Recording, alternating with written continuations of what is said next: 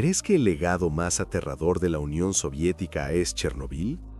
¿Qué tal instalaciones secretas capaces de lanzar rayos de 9 millones de voltios o lagos artificiales cuyo fondo se convirtió en vidrio radiactivo tras una explosión nuclear? Hoy echaremos un vistazo a lugares que durante décadas no aparecieron en ningún mapa geográfico. Veremos un cementerio de tecnologías en las que se gastaron miles de millones de rublos.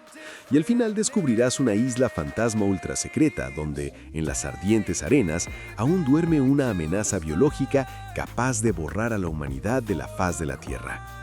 ¿Listo para tocar los secretos más oscuros? Comenzamos nuestro viaje. Puesto número 13. Un objeto que parece un decorado de una película de gran presupuesto sobre una invasión alienígena o un campo de experimentos de un científico loco de una realidad alternativa. En un denso bosque cerca de la ciudad de Istra, en la región de Moscú, oculto de miradas indiscretas por altos árboles, se oxida un singular banco de pruebas de un centro de investigación de alta tensión. Popularmente, este lugar es conocido como las bobinas de Tesla. Ante ti hay una cascada de transformadores y un generador de impulsos de alto voltaje, o, en términos científicos, la Torre de Arkadiev-Marx. Es una estructura colosal que recuerda a una ciudad alienígena hecha de metal, aisladores y cables, construida en los años 70 con un objetivo increíblemente ambicioso: domesticar el rayo. Los ingenieros soviéticos crearon este campo futurista no por entretenimiento, sino para resolver tareas críticas de defensa. Aquí, entre abetos y abedules, se generaban descargas eléctricas artificiales de una potencia monstruosa, hasta 9 millones de voltios. Esto es comparable a la energía de un rayo real durante una tormenta. La principal tarea de la instalación era comprobar la resistencia del fuselaje de aviones militares y civiles, así como de otros equipos, ante el impacto de la electricidad atmosférica. Imagina la escena. En una plataforma suspendida especial, aislada del suelo, colocan un Hasa real o el fuselaje de un avión de pasajeros, y luego la gigantesca torre dispara contra él un rayo de 100 metros. El estruendo era tal que se oía en las aldeas vecinas, y el aire se saturaba de ozono hasta el punto de dificultar la respiración. Este bosque de rayos era el orgullo de la ciencia soviética. El complejo permitía simular impulsos electromagnéticos generados por una explosión nuclear, lo cual era crucial durante la Guerra Fría. Sin embargo, con la disolución de la Unión Soviética, la financiación se detuvo y el equipo único comenzó a morir lentamente. Hoy en día, este territorio parece un cementerio de tecnología de una civilización desaparecida. Enormes aisladores cubiertos de musgo, cables colgantes y un silencio interrumpido solo por el chirrido del metal crean una atmósfera opresiva pero fascinante. Aunque formalmente el lugar está vigilado y ocasionalmente incluso se realizan raras pruebas, para la mayoría no es más que un monumento oxidado de una época en la que las personas intentaban dominar los elementos sin reparar en gastos. Es un lugar donde la ciencia roza la magia y la grandeza del pensamiento ingenieril se disuelve en el olvido del bosque. El puesto número 12 lo ocupa una estructura que durante décadas estuvo a la vista de todos, pero cuya existencia ni siquiera sospechaban quienes vivían en las casas cercanas. En pleno centro de Moscú, en el distrito de Taganka, a una profundidad de 65 metros, se esconde el Búnker 42, anteriormente conocido como el objeto GO-042. No es simplemente un sótano o refugio antiaéreo, sino una ciudad subterránea completa de 7.000 metros cuadrados, capaz de resistir el impacto directo de una ojiva nuclear. La historia de este lugar es un ejemplo clásico del camuflaje y la paranoia soviética.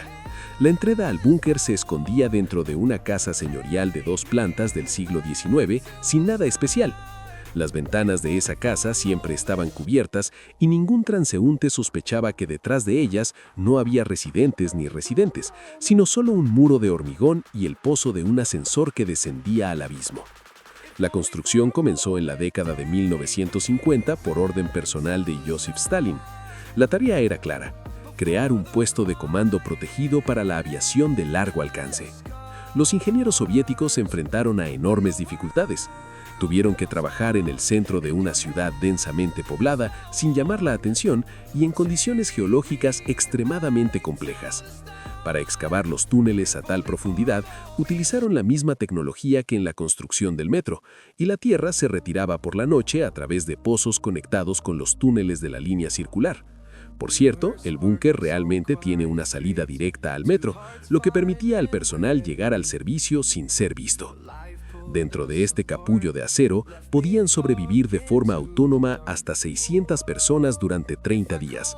Había reservas propias de agua y alimentos, potentes sistemas de filtración de aire, generadores diésel y un centro de comunicación capaz de transmitir señales a miles de kilómetros. Los pasillos revestidos de acero, las puertas herméticas de varias toneladas y las salas donde se decidía el destino del planeta se han conservado hasta hoy. Hoy es un museo, pero al descender los 310 escalones se siente físicamente el aliento de la Guerra Fría. El silencio subterráneo oprime los oídos, y la idea de que desde ahí podría haber comenzado el fin del mundo hace que el corazón lata más rápido. Es un monumento al miedo sellado en el concreto bajo las tranquilas calles de la capital. En el puesto 11 se encuentra un objeto que parece el escenario de una película sobre un apocalipsis acuático o la guarida del villano principal de una película de James Bond. En medio del mar Caspio, a casi 3 kilómetros de la costa de la ciudad de Kaspisk, se alza una sombría mole de hormigón, el abandonado taller número 8 de la planta DAC Diesel. Este edificio, construido sobre una base artificial directamente en el agua, suele llamarse el Monstruo del Caspio o el Fuerte Boyard de Daguestán. Fue construido en 1939 para probar armamento naval, principalmente nuevos tipos de torpedos.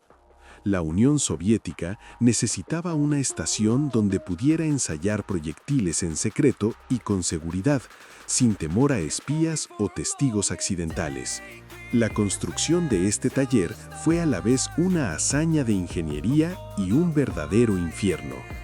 Primero, en la costa se fabricó una enorme estructura de madera, un cajón, caizón, de la altura de un edificio de varios pisos.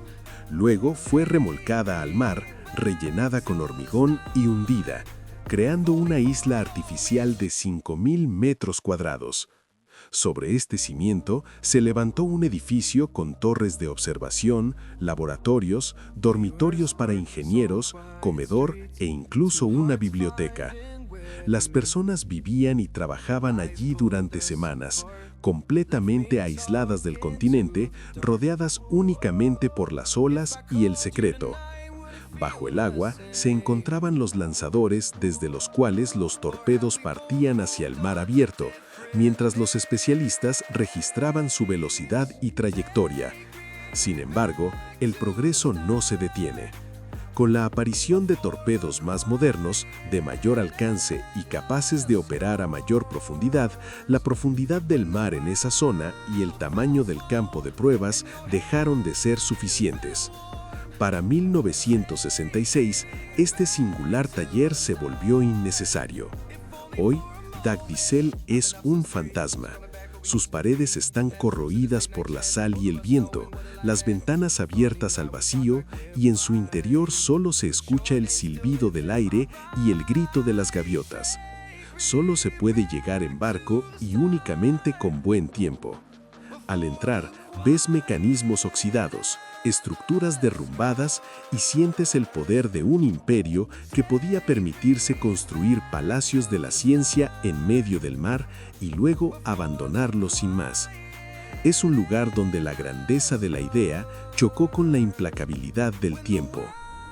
El puesto 10 de nuestro ranking lo ocupa un objeto que debía convertirse en el mayor triunfo de la ciencia soviética y superar al CERN europeo incluso antes de su auge, pero que en cambio se convirtió en el túnel subterráneo abandonado más largo y caro del mundo.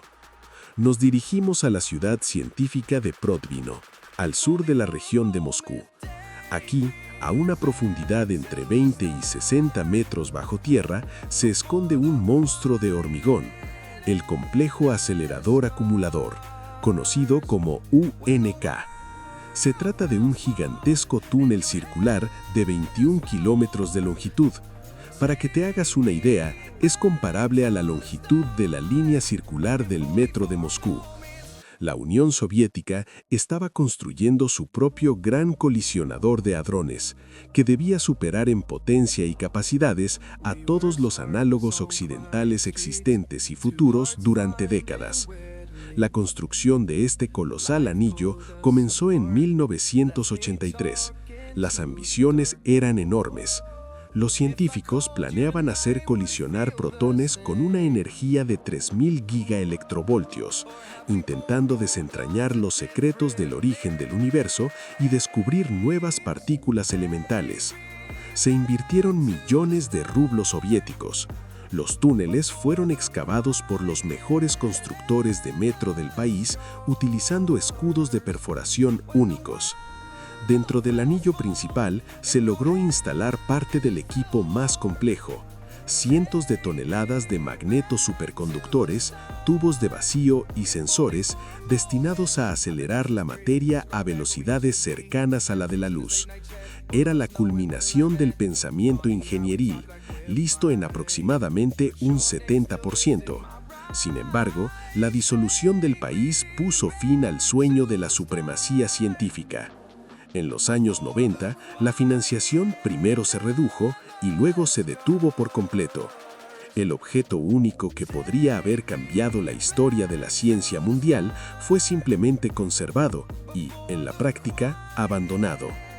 Hoy, el UNK es un oscuro, húmedo e interminable corredor que se pierde en la oscuridad. Parte de los túneles está inundada por aguas subterráneas, los costosos magnetos se oxidan en el aire húmedo y el eco de tus pasos resuena a lo largo de kilómetros de vacío. Los exploradores urbanos que se adentran aquí hablan de una sensación opresiva de grandeza perdida. No es solo un lugar abandonado, es un cementerio de un futuro que nunca llegó, donde en absoluto silencio muere uno de los proyectos científicos más grandes de la humanidad. El 9º puesto lo ocupa un lugar que, durante la Guerra Fría, probablemente fue uno de los puntos más secretos del mapa de la Unión Soviética. La ciudad de Balaklava, en Crimea, simplemente desapareció de todos los atlas, convirtiéndose en una zona cerrada de Sebastopol. Todo por un solo objeto: el GTS-826. Se trata de una base secreta de submarinos escondida no bajo tierra, sino dentro de toda una montaña, el Monte Tavros. Los ingenieros lograron lo imposible. Excavaron en roca sólida una enorme cavidad, creando un canal artificial subterráneo al que los submarinos podían acceder directamente desde el mar en posición sumergida, permaneciendo invisibles para los satélites espías y la aviación. La escala y la protección de este complejo impresionan incluso hoy. No era solo un puerto para submarinos, sino una fortaleza autónoma capaz de resistir el impacto directo de una bomba nuclear de hasta 100 kilotones. Esto es 5 veces más potente que la bomba que destruyó Hiroshima. Las entradas al canal se cerraban con compuertas marítimas de un peso colosal, que sellaban herméticamente la montaña, convirtiéndola en un búnker. En el interior, bajo la roca, se encontraban un dique seco para la reparación de barcos, almacenes con torpedos y ojivas nucleares, cuarteles para el personal, un hospital e incluso una panadería propia. En caso de guerra nuclear, hasta 3.000 personas podrían vivir y trabajar aquí de forma autónoma durante 30 días, preparando un contraataque de represalia. La construcción de este puerto subterráneo se llevó a cabo sin interrupciones durante casi 10 años, de 1953 a 1961.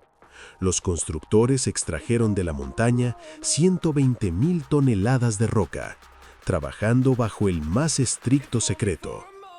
Hoy, cuando el sello de Alto Secreto ha sido retirado y la base se ha convertido en un museo, caminar por sus galerías de hormigón provoca claustrofobia y asombro. La tenue luz artificial se refleja en el agua negra del canal, y las macizas bóvedas oprimen con su peso. Es un monumento a la paranoia y al poder militar.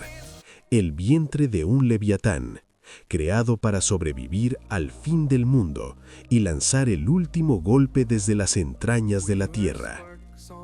En el octavo lugar se encuentra un objeto que parece tan futurista y alienígena que al verlo por primera vez da la impresión de ser un escenario de Star Wars o un templo de una civilización maya olvidada. En los bosques de la región de Moscú, cerca del asentamiento de Sofrino, se alza una gigantesca pirámide truncada de geometría perfecta. Es la estación de radar DON-2N en funcionamiento, un elemento clave del sistema de defensa antimisiles de Moscú. Es la única estructura de este tipo en el mundo, y sus características aún parecen ciencia ficción. Las dimensiones de la pirámide son colosales. Cada uno de sus 4 lados mide 140 metros y su altura supera los 33 metros, comparable a un edificio de 12 plantas. Pero lo que vemos en la superficie es solo la punta del iceberg. La estructura se extiende profundamente bajo tierra, donde se encuentran los puestos de mando, sistemas de refrigeración y potentes centros de computación. Las paredes de la estación están llenas de miles de antenas de matriz en fase que le permiten escanear el espacio a miles de kilómetros a la redonda. La singularidad del DON radica en su increíble precisión. Durante ejercicios conjuntos con Estados Unidos, esta estación logró detectar en el espacio y calcular la trayectoria de esferas metálicas de apenas 5 centímetros de diámetro, dispersadas desde el transbordador Discovery. Los radares estadounidenses no lograron cumplir esa tarea.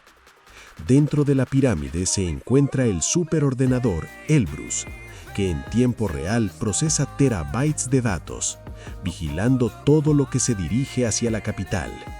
Este monolito de hormigón fue construido en 1989 y se utilizó tanto hormigón que habría bastado para edificar una pequeña ciudad. Es el único objeto de nuestra lista que no está abandonado ni saqueado, sino que sigue en servicio activo. Sin embargo, su aspecto en medio del bosque ruso, una figura geométrica gris, cerrada y sin ventanas, que emite potentes ondas electromagnéticas, provoca una inquietud casi mística. Es un ojo que todo lo ve y nunca parpadea, protegiendo el cielo de una lluvia nuclear. El séptimo lugar lo ocupa un objeto que por su escala y grado de locura podría compararse con las pirámides egipcias, solo que fue construido no por gloria, sino para sobrevivir a un infierno nuclear. En las montañas de Crimea, cerca de Sebastopol, en la zona de Alsu, se encuentra el objeto 221, un puesto de mando de reserva de la flota del Mar Negro.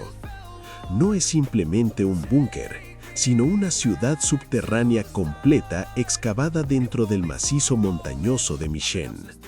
Los ingenieros soviéticos literalmente vaciaron la montaña desde dentro, creando una cavidad de cientos de miles de metros cúbicos. La magnitud de la construcción era tal que los residentes locales pensaban que ahí se estaba construyendo un metro o extrayendo minerales raros, cuando en realidad los militares preparaban un refugio para el mando en caso de una tercera guerra mundial. La entrada a este mundo subterráneo está camuflajeada como un edificio común de 2 plantas, cuyas ventanas están pintadas en negro sobre el hormigón, un clásico truco de camuflaje soviético. Pero tras esa fachada falsa, se abren enormes portales por los que podían entrar libremente camiones Kamaz y vehículos blindados. La estructura del complejo impresiona. 4 niveles subterráneos conectados por interminables corredores, pozos verticales de ascensores y escaleras de caracol que descienden en la oscuridad hasta 200 metros de profundidad.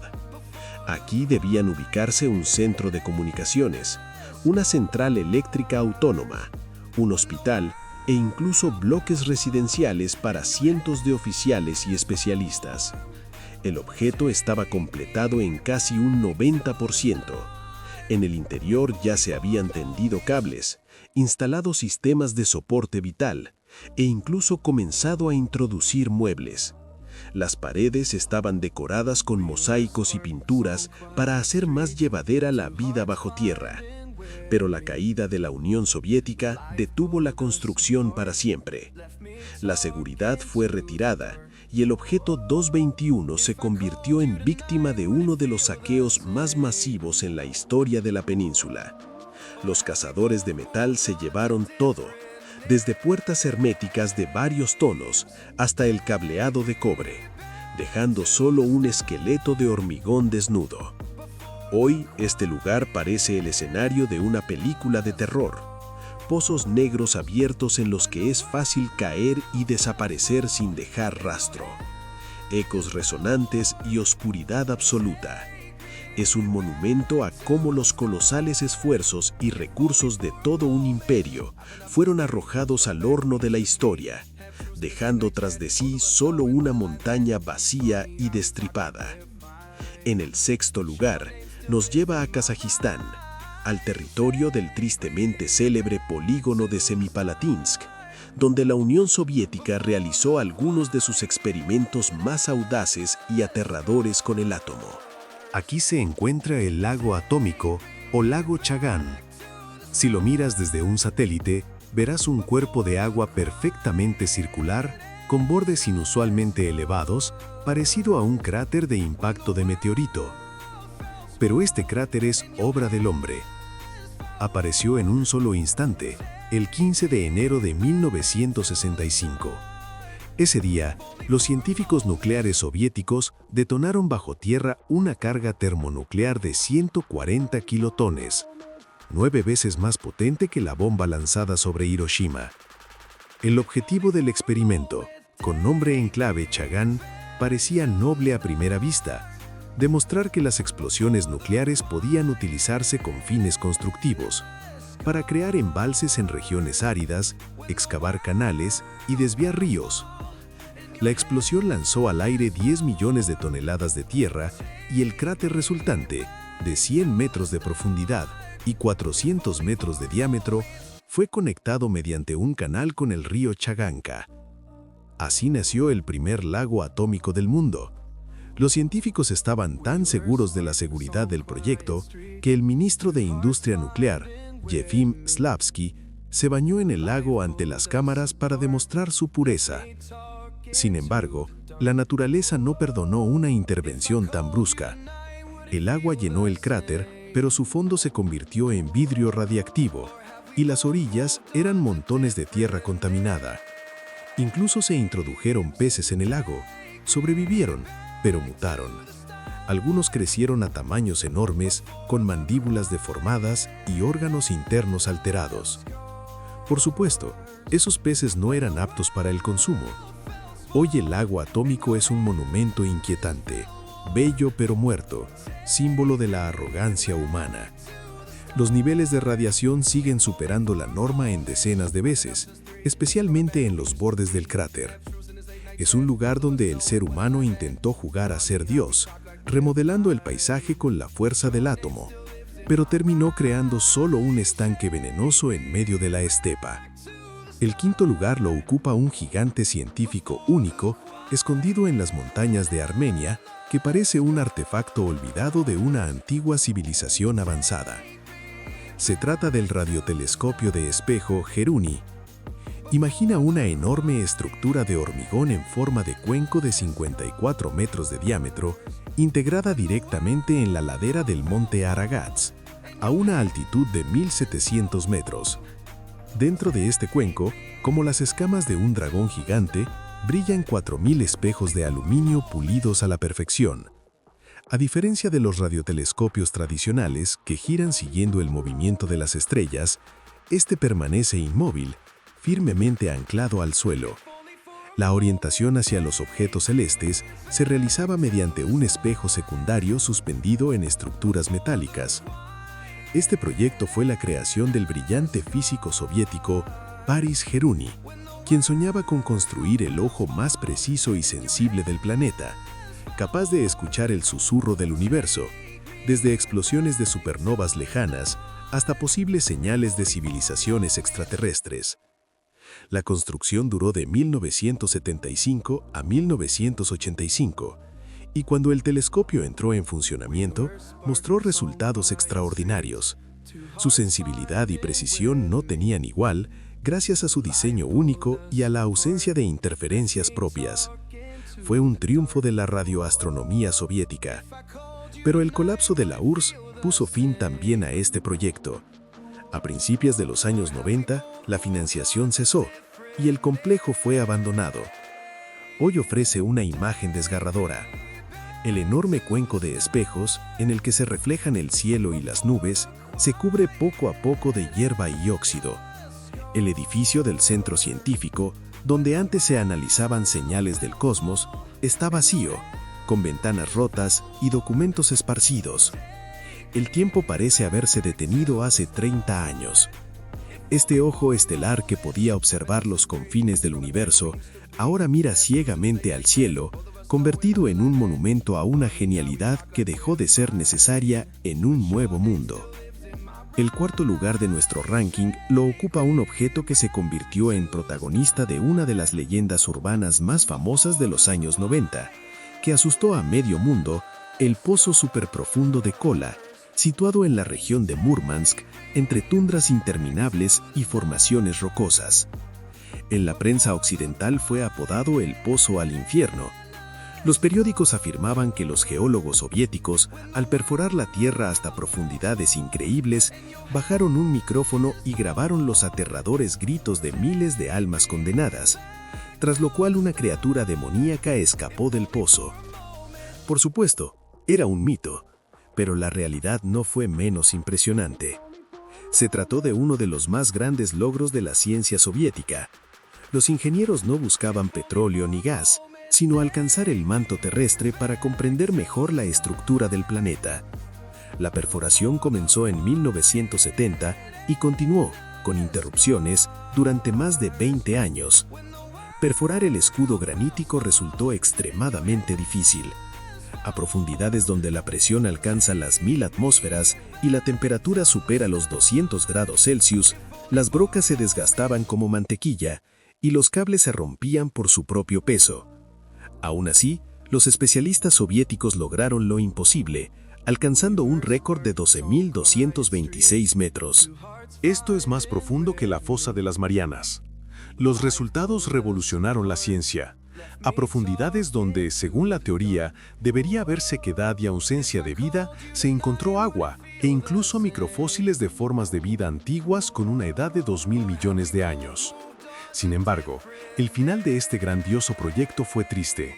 Tras una serie de accidentes y la interrupción de la financiación a principios de los años 90, la obra fue cerrada. El equipo fue saqueado, la torre de perforación única se derrumbó y el centro científico se convirtió en ruinas cubiertas de basura y nieve. Hoy, lo único que recuerda que aquí se encuentra el agujero más profundo creado por el ser humano es un discreto tapón metálico oxidado de unas pocas decenas de centímetros de diámetro, soldado herméticamente a una tubería.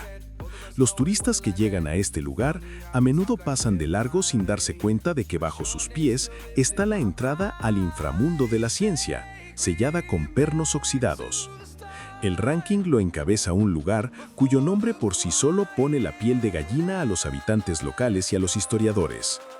Nos trasladamos a Kolyma, al sombrío valle del río Ditrin, donde en las laderas de las colinas se alzan las ruinas del campamento de uranio Butugichag. En lengua evena, su nombre significa Valle de la Muerte o Lugar Malo, y los pastores de renos lo evitaban durante siglos. Aquí, en condiciones de permafrost y extremo frío, los prisioneros del Gulag extraían uranio para la primera bomba atómica soviética. Este fue uno de los lugares más secretos y aterradores del archipiélago del Gulag, donde el valor de la vida humana era menor que el de una pala. Las condiciones de trabajo estaban más allá de toda comprensión. A finales de los años 40, prácticamente no se prestaba atención a la seguridad radiológica. Las personas trabajaban en galerías subterráneas manualmente, sin respiradores ni trajes de protección, inhalando polvo radiactivo y manipulando el mineral con las manos desnudas. La esperanza de vida en la mina se medía en meses, pero la escena más inquietante se revela al subir a la cima de la colina donde se encuentra la planta de procesamiento. Allí aún permanecen barracones de piedra, celdas de castigo y restos de edificios administrativos construidos con roca local radiactiva. El paisaje es completamente marciano. Tierra gris y quemada donde casi nada crece, y rejas oxidadas bajo un cielo del norte pesado como el plomo. Incluso hoy, casi 70 años después del cierre del campamento, los niveles de radiación superan la norma en decenas y en algunos lugares cientos de veces. Permanecer allí durante mucho tiempo es peligroso para la salud.